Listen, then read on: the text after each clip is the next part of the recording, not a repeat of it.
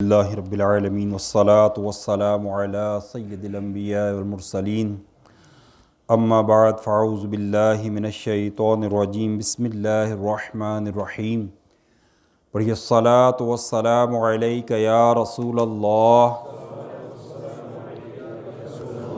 وعلی آلک واصحابک یا حبیب اللہ الصلاة والسلام علیک یا نبی اللہ وعلی آلک واصحابک یا نور اللہ نویت سنت الاعتکاف۔ نبی کریم رؤوف الرحیم صلی اللہ تعالیٰ علیہ وآلہ وسلم پر درود و سلام پڑھنے کے بے شمار فضائل و برکات، انہی میں میرے پیارے آقا رحمت والے مصطفیٰ صلی اللہ تعالیٰ علیہ وآلہ وسلم نے ارشاد فرمایا کہ اللہ پاک کی خاطر آپس میں محبت رکھنے والے جب آپس میں ملیں اور ہاتھ ملائیں یعنی مصافحہ کریں اور مجھ پر درود پاک پڑھیں تو ان کے جدا ہونے سے پہلے اللہ تبارک و تعالیٰ ان کی مغفرت فرما دیتا ہے۔ لہٰذا ہمیں بھی چاہیے کہ وقتاً فوقتاً اس فضیلت کو حاصل کرنے کے لیے جب مصافحہ کریں تو ہم بھی درود پاک پڑھ کر انشاءاللہ اپنے لیے مغفرت کے راہیں حاصل کریں۔ صلو علی الحبیب صلی اللہ تعالی علی محمد۔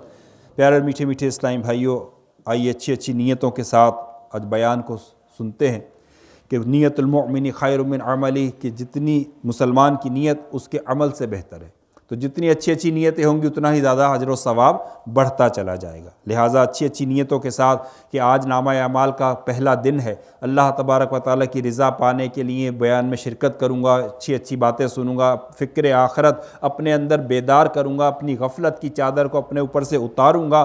آج کی رات اللہ تبارک و تعالیٰ جو آسمان دنیا پر تجلی فرمائے ہوئے ہے، اور زیادہ اس کی طرف انشاءاللہ متوجہ رہوں گا اور اپنے رب سے خوب آج گڑ گڑا کر مانگوں گا۔ جو کچھ میرے لیے بہتر ہوگا وہ انشاءاللہ اس کو اپنے رب کی بارگاہ سے خوب مانگوں گا، اپنے لیے اور دوسروں کے لیے بھی انشاءاللہ میں مانگوں گا۔ اور کیونکہ آج کا دن ایسا دن ہے کہ جس دن ہو سکتا ہے کہ آج میرے لیے بھی یہ فیصلہ سنا دیا گیا ہو، اللہ تبارک و تعالیٰ کی خفیہ تدبیر میں یہ ہو چکا ہو کہ آنے والے سال سے پہلے وعدہ موت پورا ہو جائے، تو اپنی موت کو بھی انشاءاللہ میں یاد کروں گا۔ ٹھیک، تو اپنی موت کو بھی ہم انشاءاللہ یاد کریں گے۔ تو آج بھی موضوع یہی ہے، تو اللہ تعالی ہمیں آج کی شب کی برکت سے برکتیں بھی عطا فرمائے اور فکر آخرت بھی عطا فرمائے۔ آج شب برات ہے، نجات پانے کی رات ہے، بھلائیوں والی رات ہے، رحمتوں والی رات ہے، دعاؤں کی قبولیت والی رات ہے، بخشش کی رات ہے، رزق کی تقسیم کی رات ہے، حاجیوں کے نام لکھے جانے کی رات ہے، جہنم سے نجات پانے کی رات ہے، سعادت مندی یا بدبختی لکھے جانے کی رات ہے۔ آج وہ رات ہے کہ آئندہ شب برات تک مرنے والوں کے نام ملک الموت علیہ السلام حضرت سیدنا عزرائیل علیہ السلام کے سپرد کیے جاتے ہیں۔ میٹھے میٹھے اسلامی بھائیوں، موت ایک ایسی حقیقت ہے جس سے فرار ممکن نہیں۔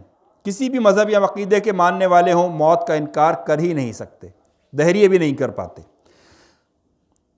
پارہ 4 سورہ آل عمران کی آیت نمبر 185 میں خدا پاک کا ارشاد ہے، کل نفس ذائقۃ الموت، ترجمہ کنز العرفان، ہر جان موت کا مزہ چکھنے والی ہے۔ موت کے وقت انتہائی سخت آزمائش ہوتی ہے، امیر ہو یا غریب، چھوٹا ہو یا بڑا، سبھی کو موت کا وقت جو ہے وہ کیسی بے بسی کا سامنا ہوتا ہے۔ انشاءاللہ ایک بہت ہی ایمان افروز واقعہ سنیں گے۔ آج ہمارا بھی یہی حال ہے، ہم بھی بلکہ سب نے ہی کسی نہ کسی کے جنازے میں شرکت کی ہوگی، کسی نہ کسی کی میت کو دیکھا ہوگا، بلکہ بعضوں کو تو یہ بھی موقع ملا ہوگا کہ نزا کے عالم میں کسی نہ کسی کے پاس ہوں گے۔ ہمارے اپنے عزیز و اقارب میں، ہو سکتا ہے والدین میں سے ہو سکتا ہے بہن بھائیوں میں سے، ہو سکتا ہے کہ اور عزیز کوئی رشتہ دار ہو کہ جس کی موت کے وقت ہم اس کے قریب ہوں گے۔ ذرا سوچئے، ہم نے اس کی بے بسی کا عالم دیکھا یا نہیں دیکھا؟ ہمیں معلوم ہے یا نہیں کہ اس وقت کیسی بے بسی ہوتی ہے، اور اس وقت انسان جو ہے وہ بہت کچھ چاہتا ہے لیکن کر کچھ نہیں پاتا۔ آئیے ایک ایمان افروز واقعہ ہم بھی سنتے ہیں۔ حضرت سیدنا یزید رقاشی علیہ رحمۃ اللہ الکافی فرماتے ہیں کہ بنی اسرائیل کا ایک انتہائی مغرور آدمی اپنے گھر میں کسی فرد کے ساتھ تنہائی میں تھا، اچانک اس نے دیکھا کہ کوئی دروازے سے اندر آیا ہے۔ گھبرا کر فوراً غصے سے بھڑک اٹھا اور پوچھنے لگا، تم کون ہو اور کس کی اجازت سے میرے گھر میں داخل ہوئے ہو؟ آنے والے نے جواب دیا، میں گھر کے مالک کی اجازت سے داخل ہوا ہوں۔ میں وہ ہوں جسے اندر آنے سے کوئی پہرے دار روک نہیں سکتا۔ نہ کسی بادشاہ کی اجازت درکار ہے اور نہ ہی کسی کا رعب و دبدبہ مجھے خوف زدہ کر سکتا ہے۔ مجھ سے کوئی ضدی اور مغرور شخص پیچھا چھڑا سکتا ہے اور نہ ہی کوئی سرکش بچ سکتا ہے۔ یہ سن کر اس مغرور آدمی کو انتہائی ندامت ہوئی اور اس کے بدن پر کپ کپی طاری ہو گئی، یہاں تک کہ اوندھے منہ گر گیا۔ پھر اپنے سر کو اٹھا کر ذلت اور بھیک مانگنے والے انداز میں کہنے لگا، جس کا مطلب ہے کہ آپ حضرت ملک الموت علیہ السلام ہیں، یعنی وہ پہچان گیا کہ میری موت کا وقت آ گیا ہے۔ انہوں نے کہا، ہاں میں ملک الموت ہوں۔ مغرور آدمی نے پوچھا، کیا آپ مجھے کچھ مہلت دے سکتے ہیں تاکہ میں توبہ کر سکوں؟ حضرت ملکوت علیہ السلام نے کہا، ہرگز نہیں، تیری مدت ختم ہو چکی ہے، سانسوں کی گنتی پوری ہو چکی ہے، وقت پورا ہو چکا ہے اور اب تیرے پاس کوئی راستہ نہیں بچا۔ مغرور آدمی نے پھر پوچھا، آپ مجھے لے کر کہاں جائیں گے؟ کہا، تیرے اس عمل کی طرف جو تو نے آگے بھیجا ہے اور اس گھر کی طرف جو تو نے تیار کیا ہے۔ اس نے کہا، میں نے کوئی نیک عمل آگے بھیجا اور نہ ہی کوئی اچھا گھر تیار کیا ہے۔ حضرت ملک الموت علیہ السلام نے کہا، پھر تو جہنم کی وادی تجھے لے کر جاؤں گا جو کہ گوشت کو بھون کر رکھ دیتی ہے۔ پھر آپ علیہ السلام نے اس مغرور آدمی کی روح قبض کر لی اور وہ اپنے اہل خانہ کے درمیان گر پڑا اور سب نے رونا دھونا اور چیخنا چلانا شروع کر دیا۔ حضرت سیدنا یزید رقاشی رحمۃ اللہ تعالی علیہ مزید فرماتے ہیں کہ اگر گھر والے اس کے برے انجام کو جان لیتے تو اور زیادہ روتے۔ میٹھے میٹھے اسلام بھائیو، دیکھا آپ نے کہ کس طرح یاد خدا اور مصطفیٰ عز و جل صلی اللہ تعالی علیہ وآلہ وسلم سے غافل عیاشیوں میں مصروف شخص کے پاس جب ملک الموت علیہ السلام موت کا پیغام لے کر تشریف لائے تو اس کی آنکھوں سے غفلت کا پردہ ہٹ گیا۔ ایک دن ہماری بھی آنکھوں سے پردہ ہٹ جائے گا۔ آج چاہے لاکھ جنازوں میں شرکت کرتے ہیں، آج چاہے اپنے ہاتھوں سے میتوں کو غسل دیتے ہیں، آج چاہے اپنے ہاتھ سے کفن تیار کرتے ہیں، آج اپنے ہاتھ سے ان چادروں میں میت کو کفناتے ہیں، آج اپنے ہاتھ سے قبر کے اندر تک اتر کر میت کو لٹا کر آ جاتے ہیں، آج اپنے ہاتھ سے چہرہ جو ہے قبلے کی رخ وہ کر دیتے ہیں، آج اپنے ہاتھ سے ہم میت کے سارے معاملات کو کر لینے کے باوجود بھی کیا ہمارے دل میں یہ خوف پیدا ہوتا ہے کہ ایک دن مرنا ہے، آخر موت ہے، کر لیں جو کرنا ہے، آخر موت ہے؟ کیا آج ہمارے دل میں کبھی اس بات کا خیال آیا؟ بلکہ میں آپ کو سچ بتاؤں، دیکھا تو یہ جاتا ہے کہ سوائے قریبی عزیز رشتہ داروں کے صرف ان کی آنکھیں تو اشبار ہوتی ہیں، باقی سارے کے سارے جنازے میں شریک ہزاروں لوگوں کی تعداد سوائے دنیاوی گفتگو کچھ نہیں کر رہی ہوتی، دور کھڑے ہو کے انتظار کر رہے ہوتے ہیں کہ جلدی یہ معاملات ختم ہوں اور ہم یہاں سے فارغ ہو کر جائیں۔ ارے ہمارا آنا پورا ہو گیا کہ ہماری شکل رشتہ داروں نے دیکھ لی ہے کہ ہم یہاں آئے تھے، ہم نے جنازہ پڑھا، ہم اس کی میت میں شریک ہوئے، لیکن یہ بھول جاتے ہیں کہ ایک دن مرنا ہے، آخر موت ہے۔ آج وہی دن ہے، ہو سکتا ہے کہ آج کے دن ملک الموت علیہ السلام کو ہمارا نام بھی دے دیا گیا ہو، رب کی بارگاہ سے وقت اور تاریخ بھی دے دی گئی ہو کہ یہ جو دنیا کے چکروں میں لگا ہوا ہے، جو دن رات اپنے مال کو بڑھانے میں لگا ہوا ہے، جسے اپنے گھر کو آباد کرنے ہی کی فکر ہے، جسے صرف اور صرف اپنی دنیا بڑھانے ہی کی فکر ہے، اس کا فلاں دن فلاں وقت کا جو ہے وہ موت کا وقت ہے۔ ارے ہم تو اپنی دنیا کو سجانے کے لیے، اپنے معاملات کو آگے بڑھانے کے لیے فکر مند ہوں گے، لیکن ذرا یاد رکھیے ایک دن مرنا ہے، آخر موت ہے، کر لیں جو کرنا ہے، آخر موت ہے۔ موت کا وقت آ گیا تو پھر اس کے بعد پھر ہمیں مہلت نہیں دی جائے گی۔ میٹھے میٹھے اسلامی بھائیوں، ہمیں بھی چاہیے کہ ہم اپنی آخرت کو سنوارنے کی بھرپور کوشش کریں، کیونکہ سب کو مرنا ہی پڑے گا۔ یاد رکھو بھائیوں، دیر میں جائے گا کوئی چل دے گا سویر، یعنی ہر ایک کو مرنا ہی پڑے گا۔ تو میرے میٹھے میٹھے اسلامی بھائیوں، ہمیں بھی اپنی آخرت کی فکر کرنی چاہیے اور اپنی آخرت کی فکر کرتے ہوئے اپنی موت کو یاد کرنا چاہیے۔ کیوں کہا گیا کہ اپنی موت کو کثرت سے یاد کرو۔ ہم قبرستان کیوں جاتے ہیں؟ ارے وہاں تو کوئی ہمارا ویلکم کرنے والا بھی نہیں، وہاں تو کوئی ہمیں جو آہو بھگت کرنے والا بھی نہیں، ہمیں کیوں قبرستان بھیجا گیا؟ آج کی رات قبرستان جانا سنت بنا دیا گیا، کیوں ہمارے آقا صلی اللہ تعالیٰ علیہ وآلہ وسلم قبرستان تشریف لے گئے؟ کیونکہ ہم بھی قبرستان جائیں اور اپنے آنکھوں سے، اپنے ہاتھوں سے دفنائے ہوئے لوگوں کی قبروں کا حال دیکھیں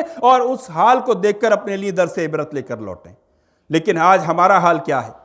ہم لوٹ جاتے ضرور ہیں لیکن لوٹتے بھی ہنستے مسکراتے آ جاتے ہیں۔ ایک وہ دو لوگ تھے، وہ اسلاف تھے کہ جو جاتے بھی غم زدہ رہتے تھے اور لوٹ کر آتے بھی ان کی حالت غیر ہوتی تھی کہ جب وہ کسی کی قبر کو دیکھتے اور قبر کے معاملات پر غور کرتے تو ان کی اشک بار آنکھیں سے اتنے اشک بہتے کہ ان کی آنکھوں کو خشک کرنا دشوار ہو جاتا۔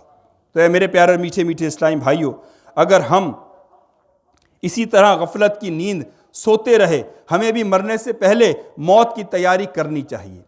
گناہوں، غفلت بھری زندگی کو چھوڑ کر نیکیوں کی راہ پر گامزن ہو جانا چاہیے، ورنہ قبر و حشر کے عذاب کے ساتھ ساتھ اس سے پہلے موت کی ہولناکیوں اور سختیوں کا سامنا بھی کرنا پڑے گا۔ یاد رکھیے، جب کسی کی موت کا وقت قریب آتا ہے اور اس کی روح نکل رہی ہوتی ہے تو یہ انتہائی دشوار معاملہ ہے۔ نزا کے وقت پیش آنے والی سختیوں کا ذکر قرآن مجید میں موجود ہے۔ چنانچہ پارہ نمبر 26 سورہ قاف آیت نمبر 19 میں ارشاد باری تعالیٰ ہوتا ہے، ترجمہ کنز العرفان، اور موت کی سختی حق کے ساتھ آ گئی، یہ وہ ہے جس سے تو بھاگتا تھا۔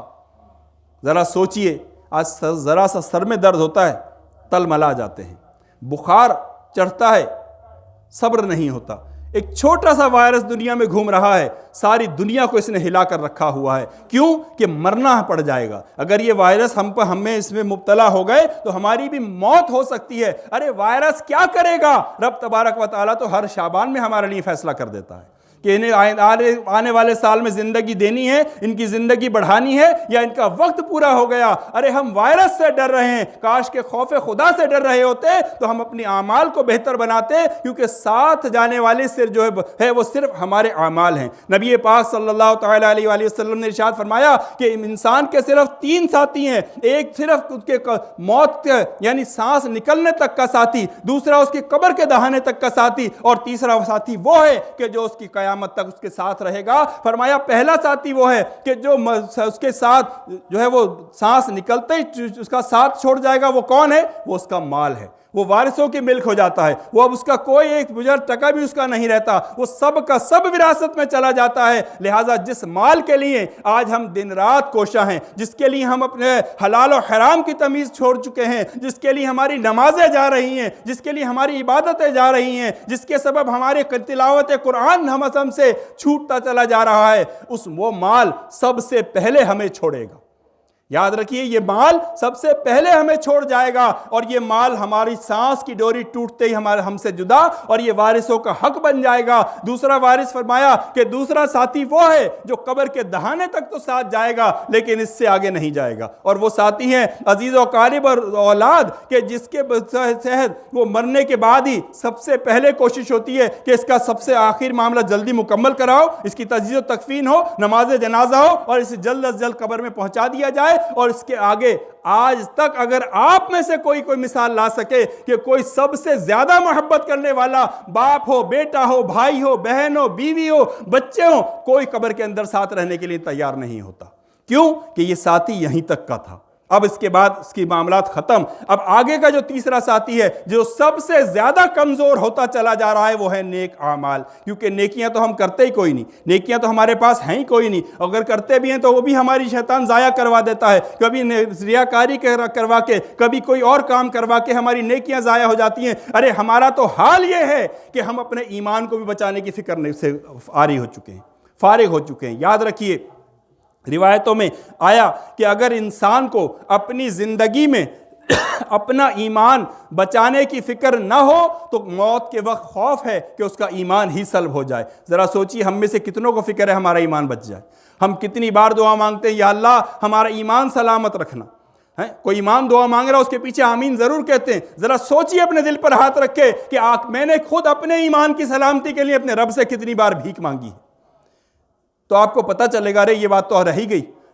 ہم نے تو آج تک کبھی کہا ہی نہیں مولا ہمارا ایمان بھی بچا لے. ہاں اپنے مال بچانے کی دعا مانگتے ہیں, اپنے صحت و تندرستی کی دعا مانگتے ہیں, لیکن اپنا ایمان بچانے کی دعا شیطان نے ہمیں اس سے بھی غافل کر دی. تو میرے پیارے اور میٹھے میٹھے اسلامی بھائیوں, غور و فکر کرنے کی رات ہے. آج کی رات اللہ تبارک و تعالی ہمیں سب کچھ دینے کے لیے تیار ہے. مانگنا ہم نے ہے. کیا مانگیں گے؟ دنیا ہی مانگتے چلے جائیں گے کیا؟ کیا صرف دنیا ہی کی آسائشیں ہمارے لیے سب کچھ ہے؟ کیا دنیا صرف ہمارے لیے ہم کو چاہیے؟ ارے ہمیں آخرت بھی چاہیے, ہمیں مرنے کی تیاری بھی چاہیے, ہمیں اپنے رب کو راضی کرنا بھی چاہیے, ہمیں اپنے آقا کو خوش کرنا بھی چاہیے. تو آئیے آج کی رات رب سے یہ سب کچھ مانگ لیتے ہیں. اللہ تبارک و تعالیٰ سے دعا ہے کہ اللہ تبارک و تعالیٰ آج کی رات ہم سب کو جو ہمارے حق میں بہتر ترین ہے, جو مانگے وہ بھی عطا فرما, اور جو نہیں مانگ سکے وہ بھی عطا فرما دے. انشاءاللہ رب غفور الرحیم ہے, وہ ہمیں ضرور عطا فرمائے گا. پیارے میٹھے میٹھے اسلامی بھائیو, الحمدللہ ماشاءاللہ دعوت اسلامی ہر سال یہ بہاریں ہمیں عطا کرتی ہے. ماہ یہ شعبان کے اس رات میں قبرستان میں بھی اجتماع ہوا کرتا تھا. اللہ کرے کہ پھر سے حالات نارمل ہو جائیں اور ہم پھر سے جو ہے نا یہ ساری سنتوں پر بھی اجتماعی طور پر عمل کر سکیں اور دیگر معاملات بھی ہمارے مکمل ہو سکیں. اللہ تبارک و تعالیٰ سے دعا ہے کہ ہمیں سنتوں پر عمل کرتے ہوئے زندگی گزارنے کی توفیق مرحمت فرمائے. آمین بجاہ النبی الامین صلی اللہ تعالیٰ علیہ وسلم. انشاءاللہ العزیز دعا اور پھر اس کے بعد انشاءاللہ صلاۃ و سلام وغیرہ کا سلسلہ کرتے ہیں.